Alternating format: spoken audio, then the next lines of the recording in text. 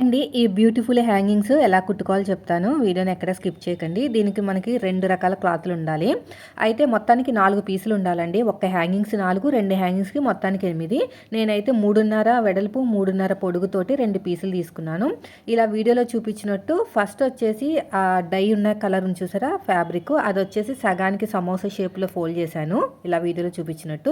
ఇంకో కలర్ వచ్చేసి ఇలా సగాన్ని ఫోల్డ్ చేసి ఇటొక ఫోల్డింగ్, అటొక ఫోల్డింగ్ పెట్టేసి దీని మీద పెట్టేసుకుని మళ్ళీ ఒక స్టిచ్ అయితే వేసేసాను. ఇప్పుడు ఒకదాని మీద ఒకటి పెట్టుకునే ముందు మీరు మధ్యలో ఒక థ్రెడ్ పెట్టేసుకోవాలి. ఇలా పెట్టేసుకుని ఇక్కడ జరగకుండా కుట్టు వేసుకోండి, మీకు ఈజీగా ఉంటుంది. స్టార్టింగ్లో ఉన్నది పోగులు బయటకు రాకుండా, కొసలు బయటకు రాకుండా ఇలా ఫోల్డ్ చేసేసుకోండి, సరిపోతుంది. 3.5 అయితే ఈ సైజ్ వస్తుంది. ఇంకా తక్కువ పెట్టుకోవచ్చు, ఎక్కువ పెట్టుకుంటే బాగోదు.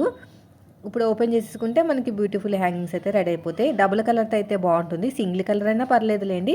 ఫైనల్గా అయితే చూడడానికి ఒక ఫ్లవర్ బడ్ లాగా ఉంటుంది అనమాట.